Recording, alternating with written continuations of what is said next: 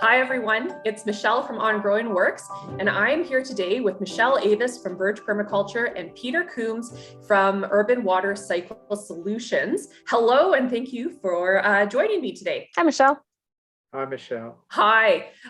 So Peter, you're joining us today from Wales, and Michelle, you're in Pigeon Creek, correct? Well, I'm in Pigeon Lake in Alberta. Pigeon Lake. I was close. Yeah, yeah. And Peter? I'm in New South Wales, Michelle. Newcastle, an hour north of Sydney. Wonderful. Well, thank you to both of you for taking the time to meet with me. I'm excited about our chat today. We're here to talk about all things water harvesting, and especially your upcoming course through Verge Permaculture, where people can learn how to build, design, and install water harvesting systems. So thank you very much for joining me. And, before we get into kind of the thick of our conversation, I'd love if both of you could just give us a bit of a background. You're two leading water harvest experts. So I'd love to give people a bit of context of your background. You go first, Peter.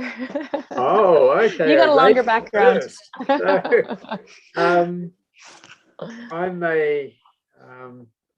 got a private company, Urban Water Cycle Solutions. It's been around for well over 20 years doing policy advice and rainwater harvesting design. I'm also a professor at Australian National University, where I'm researching these things and in economics and water systems. And I think that's probably enough. Awesome. And what about you, Michelle? So about a decade ago, my husband and I started Verge Permaculture, a design company here in Western Canada that designs resilient homes and homesteads, when we offer a lot of educational programs as well. And I'd say I'm losing track of time. It was 5 or 6 years ago now, we got approached by a publisher who wanted us to start writing some books on topics related to sustainability and permaculture. And Rob had just taken a rainwater harvesting course with ARCSA, the American Rainwater Catchment Association. And we were really gung-ho about rainwater harvesting, had just put in a system at our home in Calgary, and had suggested to the publisher, hey, this is a topic that we're really interested in. And we think that we could, as a background in engineers, we could write a book about this. So I somewhat naively jumped in and said, yes, I'll do it. I'll learn what I can learn what I need to. Started writing this book, started doing a little bit of research, and just, mostly going to the published standards and guidelines and what I could find out there.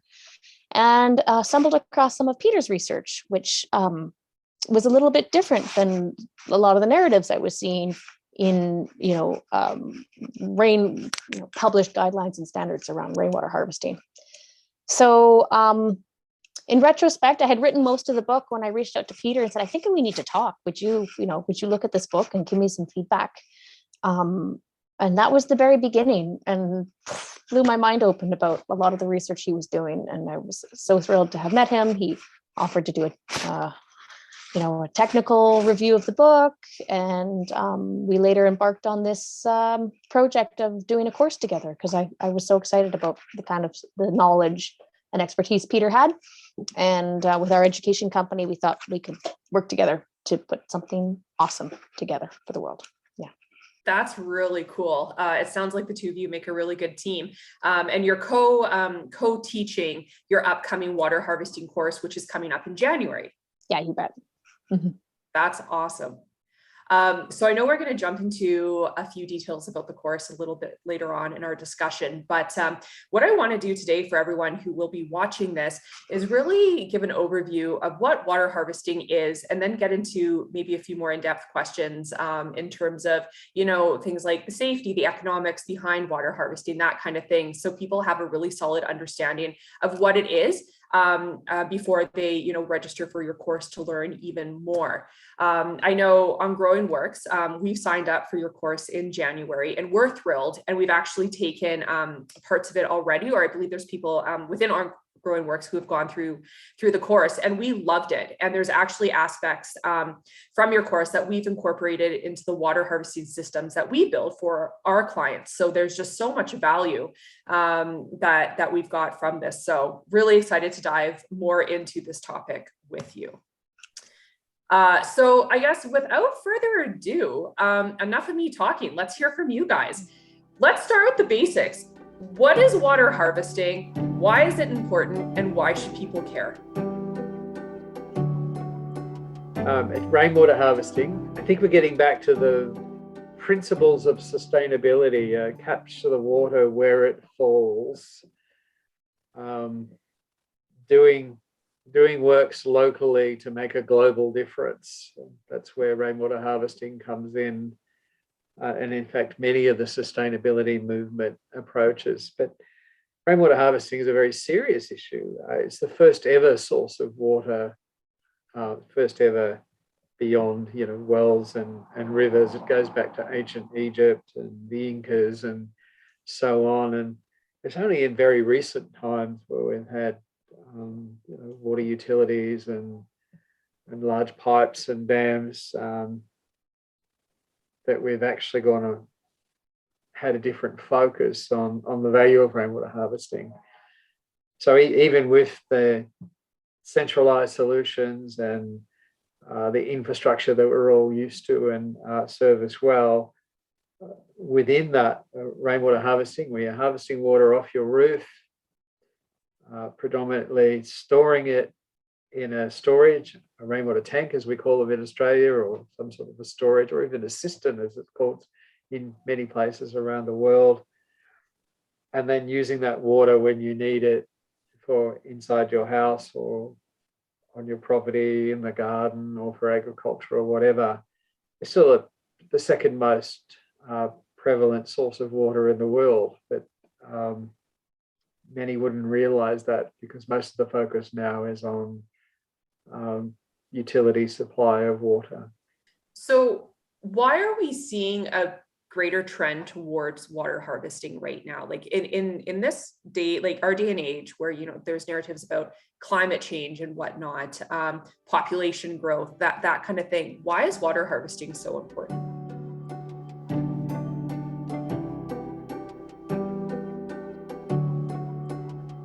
Do you want to have a go, Michelle? Well, I can speak to some of the clients that we see and some of the students that come in through our programs. Their unique household reasons for wanting to harvest rainwater, and there's lots. Sometimes some people are driven by health reasons. Mm-hmm. They see rainwater as the cleanest and best source of water, which often it is, right? When sometimes you're building a new homestead or farm and your option is groundwater, drilling a well, or else collecting rain. Sometimes you don't have municipal supply. You don't have the option to tie into town water or something like that.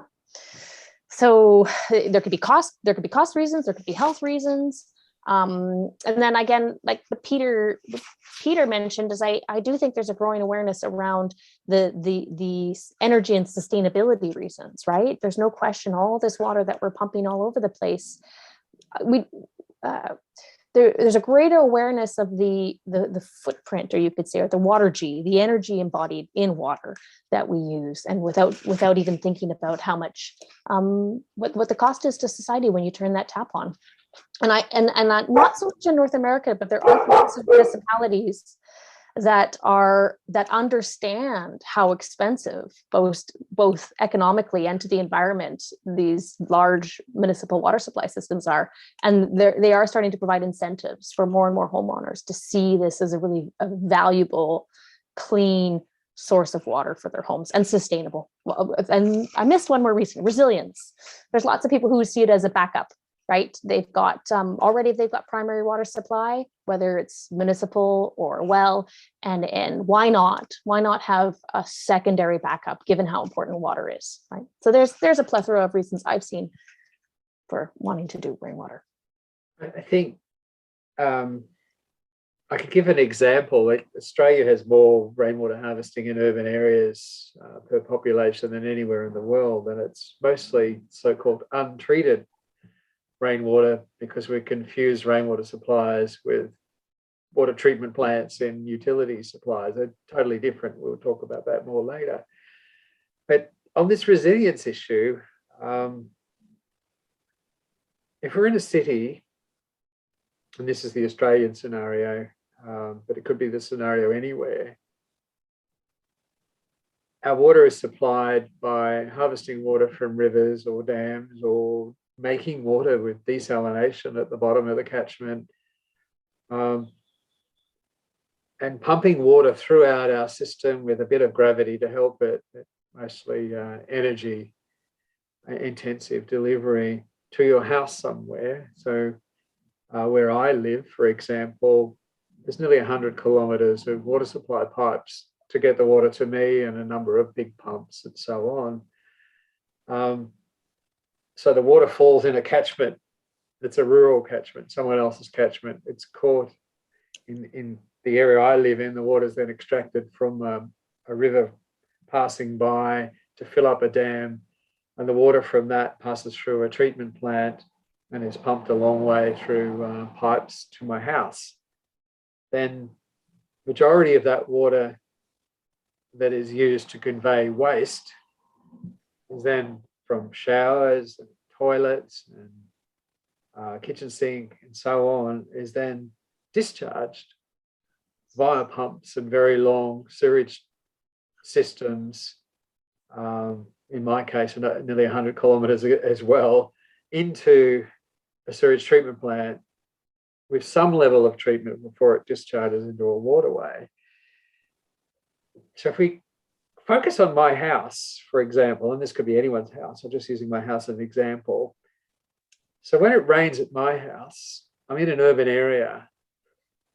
So the rain falling on my roof runs straight off because of it's a hard surface. The rain falling on the water supply catchment, filling up the dam in the rural area to supply the city, most of it doesn't run off because it's actually it's got vegetation and earth surfaces, all sorts of other things going on. So you've got an almost instantaneous result from your roof. So it's more resilient to climate change. And any amount of water that is stored in my rainwater tank and used in the house is not taken from the dam and moved through all the pipe systems to the house by the water supply system. So what's happening there? We're actually leaving water in the dam for when we really need it, because we've used water when it's been available at the house, rainwater. But we're also not taking water from the regional rivers that actually need to have their flow. A lot of people don't understand this resilient synergy. So rainwater's simple, but understanding the benefits is quite complex. So for every cubic metre of water I'm using in this house, I'm not taking it from a rural catchment and from the dam, which makes the city's water supply more resilient to future droughts, and making the aquatic system and the waterway more resilient by taking less water out of the regional rivers. So it's quite an impact, because normally people are just comparing, oh, you harvested a cubic metre of water out of your rainwater storage, I'm going to compare that to a cubic metre of water out of the dam, but it's not quite how it works. You're actually buying time for your city's water supply system to be more resilient and more sustainable. Peter, that's a really interesting point. I actually didn't realize that. So thank you for sharing that. And in terms of other water harvesting trends, I'm wondering what you see with the clients you work with. Are there more people in like urban or rural settings who are looking at water harvesting systems, or is it kind of both right now? And is it dependent on the country? It would be dependent on the country. Where we are, rainwater harvesting is widespread outside of the cities, in spite of what some people might say. And the use of rainwater harvesting within cities, even though people have got utility supplies, are actually increasing. And it's not for economic reasons. Australians are fairly unique, but we'll get to Rochelle's view on the Canadians in a minute, but the we did these surveys when I was a government chief scientist, and we found that the number one reason why Australians were doing rainwater harvesting is they wanted some control over their water source. They wanted independence, even though they might be in a city with a city's water source. They still wanted to have their own water source. The second reason was, the second highest reason was they wanted to be more sustainable, which we've talked about.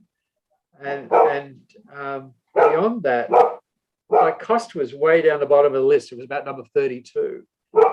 But then in some stakeholder workshops, we found out something quite interesting. I was on these reference groups with the leading economists in our country, and they're all talking about, marginal cost of the water from the dam versus from the house, therefore the dam always wins, because they don't count all the costs of city water supplies where they count all the costs of rainwater harvesting. But that doesn't really matter, because time after time, citizens came to us and said, if I lose my garden because you won't let me use city water on my garden when we have a drought, it's going to cost me $10,000, $15,000, $20,000 to replace the garden. So if I've got rainwater harvesting at my property, I don't lose my garden. So all of your economics doesn't make any sense. So sorry, Michelle. No, Long-winded. No, it's a good answer. I mean, the country differences are huge, and I'll emphasize that. I remember traveling to Australia in 2008, and having an epiphany, because there was an actual store that specialized in rainwater harvesting and gray water. And Rob and I took a picture of ourselves in front of this store because we'd never seen anything like it before, right? And in fact, prior to then, the only thing I thought of rainwater harvesting was for garden. I'd never considered that there was this huge culture around capturing rain and using it indoors, and very, very prevalent in Australia compared to North America. And so I did do some thinking at that time, thinking, why do I not know a single person? I don't know a single person in Canada who captures rain, stores it, and uses it inside their home. There's only really most of the time when I mention rainwater harvesting to people, here in Canada, they all think I'm talking about just putting some barrels at the bottom of my east trough and using it for my garden. So there is a huge cultural difference. I don't know if we want to go spend lots of time going down why that is, but I don't think there needs to be, and I would love to see that shift. And that's some of the work that I'm doing, is trying to raise awareness why we should see more of this. So, Michelle, one thing I noticed when I was working in the USA, in Texas of all places, is everyone outside of the city, even though no one was talking about it, was relying on either a well or rainwater harvesting anyway. It's just not front of mind in North America. So what did they call them? The ranchers. So if they're outside of the city, and some of the water supplies aren't so great in the cities, like Flint, for example, they are actually using rainwater harvesting inside the house, but no one's talking about it. So I think there's other things going on too. Yeah, I think you both raised some really interesting points. And Michelle, I loved when you said that a lot of people just think it's about capturing water for your garden. And I'll fully admit that I've been one of these people, and still, until I've started working with, OnGrowing works, learning more about Verge, that's kind of the stereotypical thing you think about water harvesting. So it's really fascinating to see the different uses for it, right? And just really how more sustainable you can make your home and your life when you implement a water harvesting system. And I know we have limited time today, so we don't want to dive maybe too much into the different differences per country and whatnot. But what I think is kind of neat is that it looks like your course focuses on maybe what are the benefits, of putting in a water harvesting system so that people can understand no matter where you are in the world, there's definitely benefit for that. So I'm wondering if you're able to talk a little bit about why did you decide to launch a water harvesting course? Maybe how many people have taken it to date? You go, Peter. Well, all right. Okay, I've drawn the short straw. Well, I got this call from this persistent lady named Michelle, the other Michelle in this interview. I said, could you help us with our rainwater harvesting book? And that was nearly 5 years ago or so. And we went on a journey, and This one. yeah, there it is. It's hardcover now, and it's a number of people have got it, including me. So, and we did that thing, and they published their book, and we went to a launch. I wrote a little foreword in it, which I enjoyed doing because I'm a systems scientist. So I'm about, the impact on systems, including people systems. And then Michelle calls me and says, "Oh, Rob and I are going to do a course now, and you need to help us. We're going to do this together." So we went, "Oh, why not?" And said, "If you can put up with a rude Australian, we'll do it." So, because you Canadians are so damn polite, it's amazing. We need more of you Canadians over here. So anyway, they coped, and we had our first course. And we said, "Oh, we only want to do it beta because we want to try it out." We did a lot of work, like 18 months work, I think, Michelle. We made videos, we researched stuff, made me go back through my 30 years of research and find things that I'd forgotten about. And we made the course, and we kept making it better, like continuous improvement. And we said, "Oh, we'll get a couple of people to come along, and, one or two. A couple is very Australian, isn't it? And we'll see how we go." I think we had 30 in the beta, Michelle. And it was a two-way exchange. It was like the way we'd set it up, or the way it had evolved almost accidentally, or we could claim credit for it, I think, is it became a conversation. Hey, we're doing this. We've been told this. Did you know the science says this? And the exchange of ideas with our students was fantastic. So it wasn't a course where we were talking at people. We were like sitting around having a conversation and sharing knowledge and bouncing the knowledge off our students, and they were responding with, "Oh, but we're encountering this," or "What about this?" So the first beta course for me was highly rewarding because it was an exchange of, and we had a cast of very, very different people in that first course from all walks of life who had different interests. So have we done 3 now, Michelle? Or Yeah, we're 2? starting our third. This is our third. We kind of, like I said, we ran a couple of courses with just a small group of students to really refine all the aspects of pulling this off. And now we're really excited. I think this is our first big launch of the course. And my motivation is really driven by, I think Peter's research is unique. I think there's a lot of, there's definitely a tendency to want to treat rainwater the same way the municipal water supply is treated, in that, trying to apply the same design thinking and risk profiles, and it's just not appropriate. And Peter spent his life researching this, and he has had grad students that have done extensive studies. And so bringing this research, I don't know of any other course that quite has access to the R&D that we do. And that's why I was so excited to work with Peter, have somebody who's got years.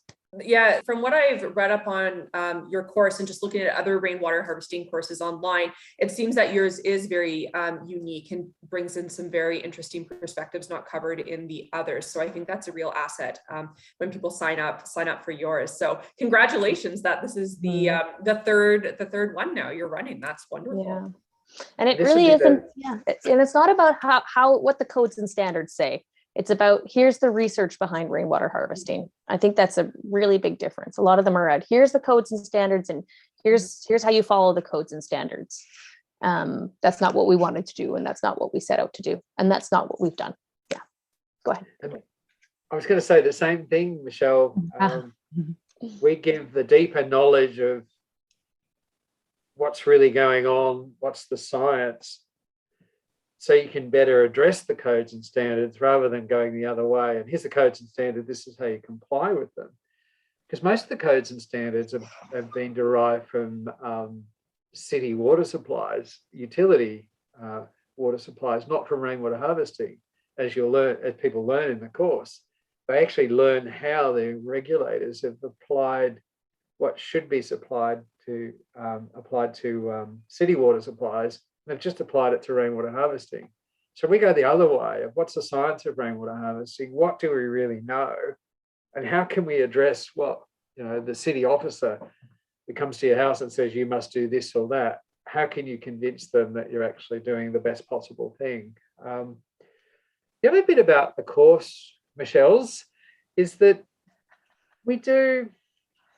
everyone gets to design their own project.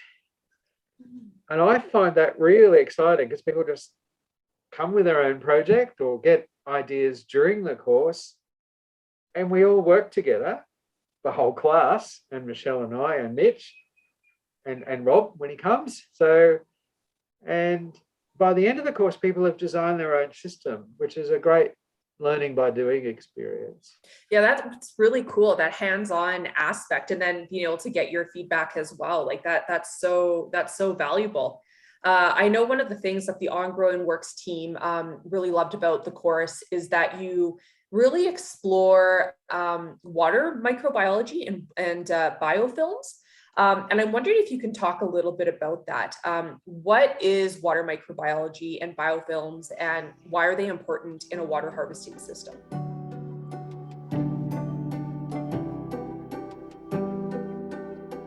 The major difference between the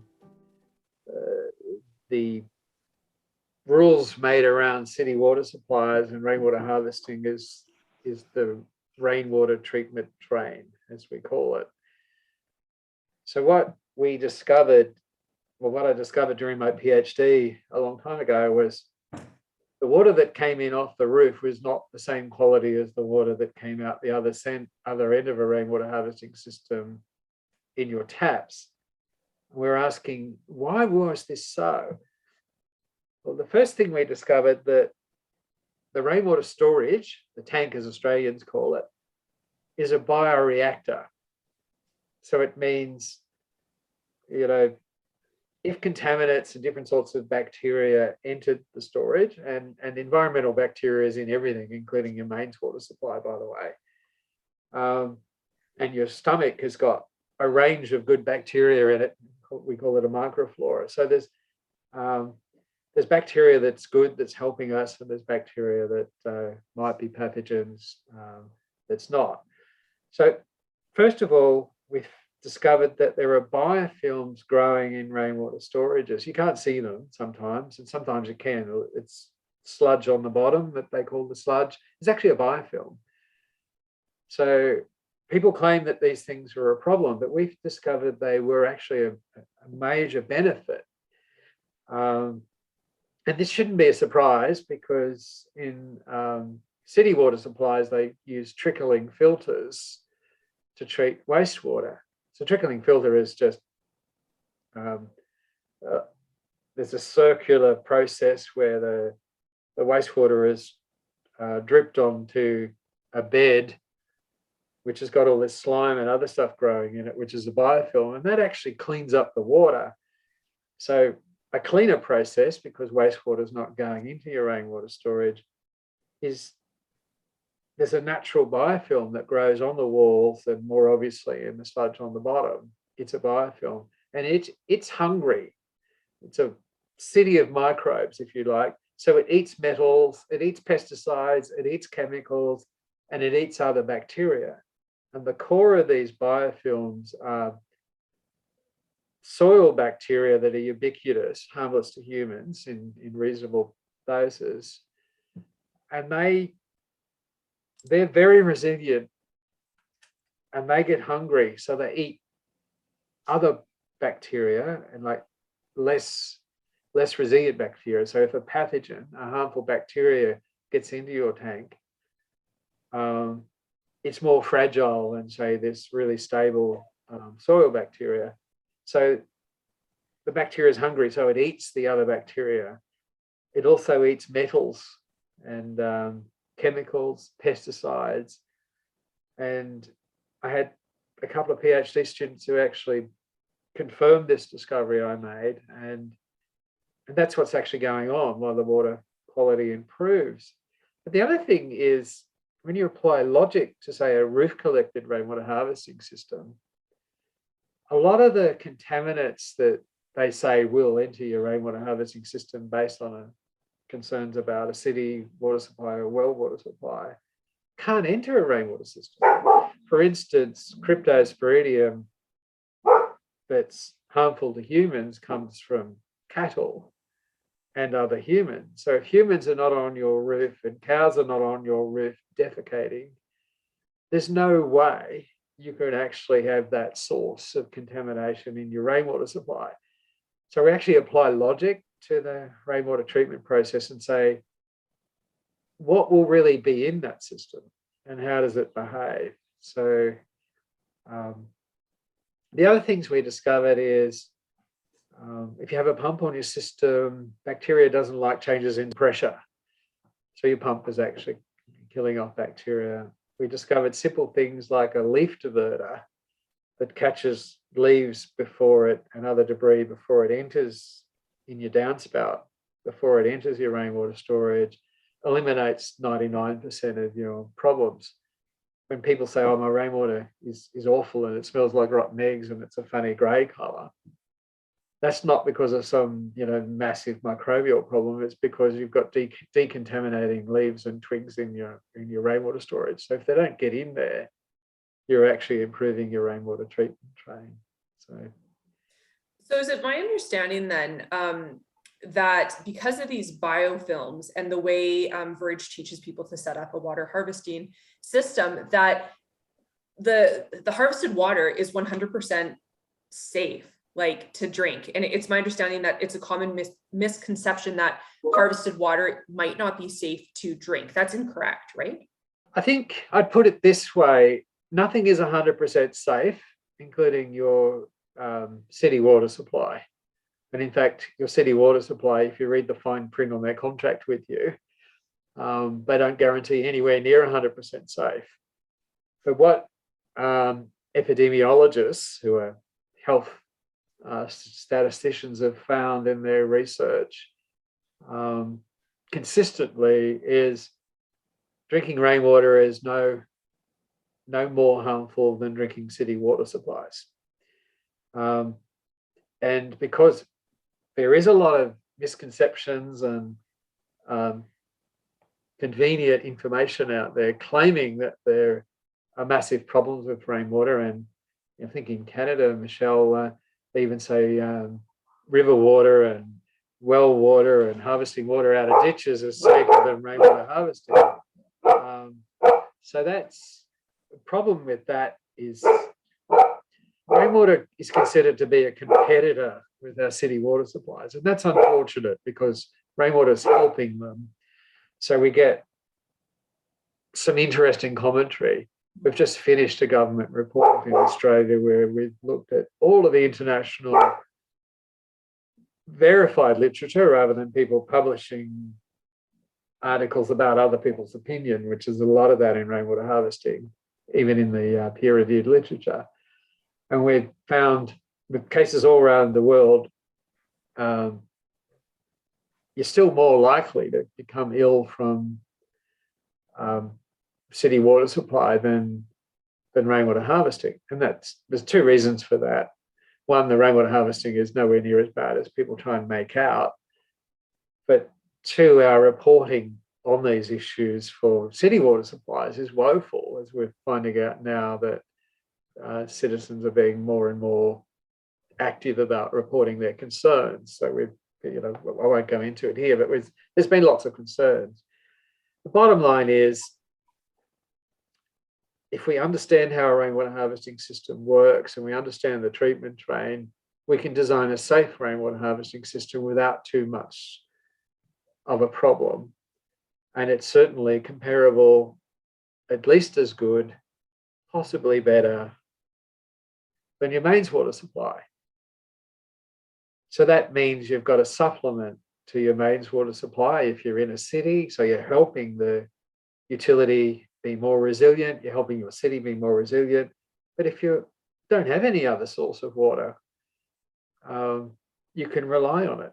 That's a great option because, yeah, I think it is a huge misconception that people do think that it isn't safe. And I'm kind of jumping around here in our questions, but I guess this ties in nicely to, I think historically in Alberta, a lot of municipalities use water harvesting to be taboo. And is that because of issues or misconceptions around safety? And do you think that this is changing?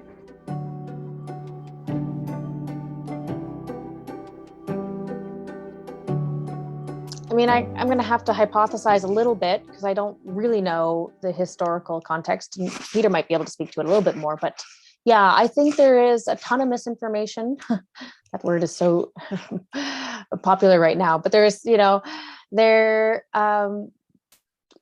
sadly, there is a misperception that rainwater is dangerous. And it's quite hilarious when you think about it, because we go out, we walk in the rain, like, you know, rainwater is not dangerous, right?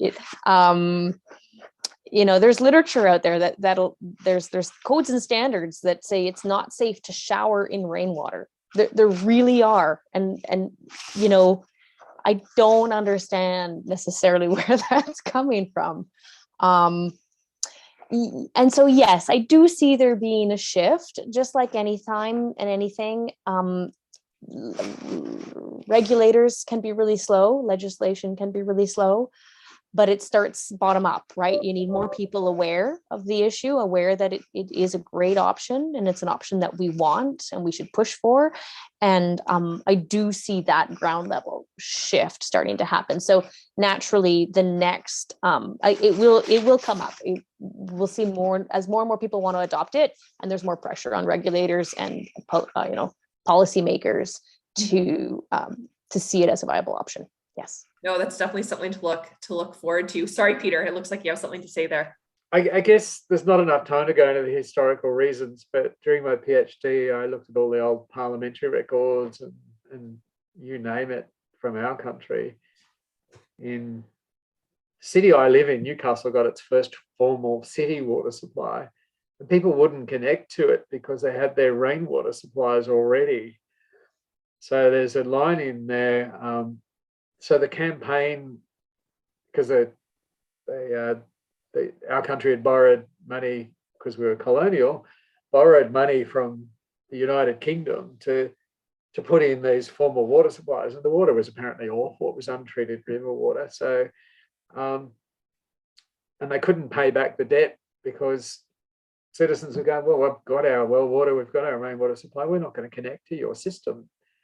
So there was a whole campaign, and I think we've got a legacy of this in the 1880s, of these dirty, filthy people won't use our water, and they're unclean. And it's just, there's some great books by the late Patrick Troy about this. And so there's this, and this goes through to even now, there's a lot of expense and debt around city water supplies, and a false perception of everyone is not using the city water supply, the city can't pay its debts for its water supply. It's actually not true. It goes the other way. The more resilient you can make your city water supply by saving water, you've got to be water efficient, harvesting rainwater, maybe using your grey water, the less cost in the long run that your city's going to have to deal with in running their essential city water supplies. But, you know, it's always been a first point of call. There's perceived financial difficulties in running the city water supply. So we say everything else is not safe. And Pat Troy was a professor at ANU, Australian National University, when he wrote these books. And he wasn't popular when he wrote the books, but it's in the parliamentary records, and you can't hide from this truth, although we are in a post-truth world, which is probably what we're dealing with. So the origin of all these concerns is somewhere other than health. So that's probably what I'm trying to say. Peter, one of the things you mentioned there was looking at kind of the long-term cost benefits and whatnot. And that actually goes into one of the final questions I wanted to chat with both of you about. So the economics of rainwater systems are often overlooked, but not in your water harvesting course. So what I'm wondering is, why are the economics of decentralized water an important consideration for both rural and urban systems? And why do you include this in your course? Why is it important? What's going on here is so many people who are trying to make their way with their own rainwater harvesting system, or at a bigger scale, for businesses who do rainwater harvesting and they're helping lots of other people, they stumble on the health misconception, oh, you shouldn't be doing that, it's really bad, it's really dangerous, and the economic misconception, it doesn't stack up, there's no benefits to anyone, it just costs a bomb. Both of those are not really true, as you can see. So the other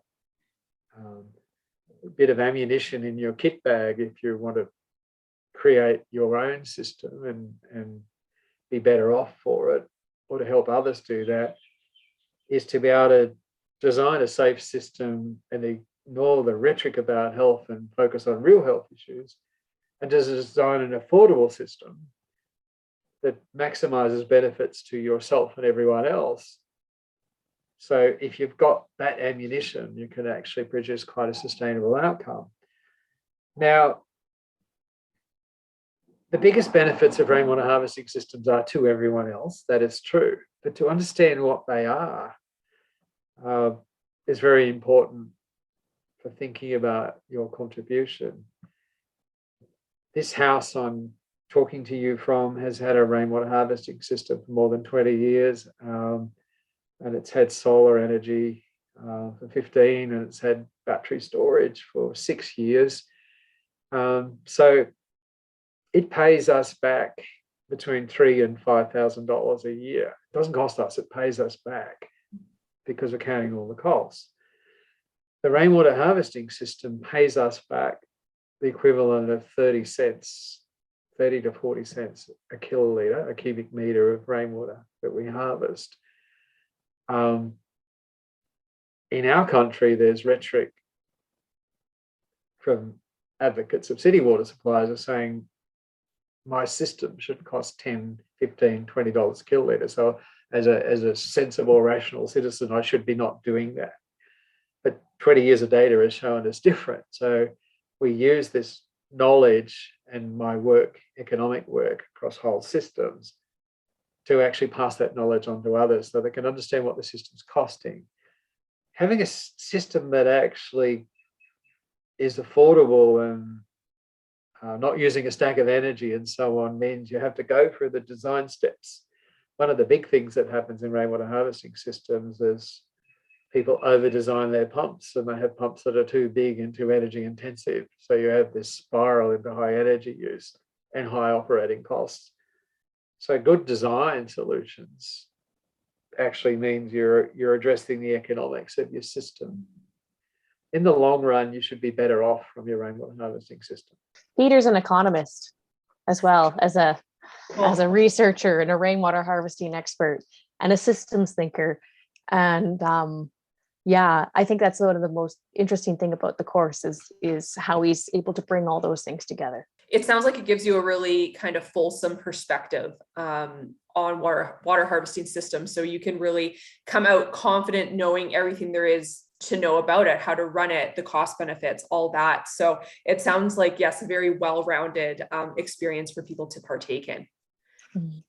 Now, I know we're kind of getting to the end of our time here, but before we close, I just wanted to see, is there anything else that either of you wanted to add that maybe we haven't chatted about that you'd love people to know about water harvesting or about your upcoming course?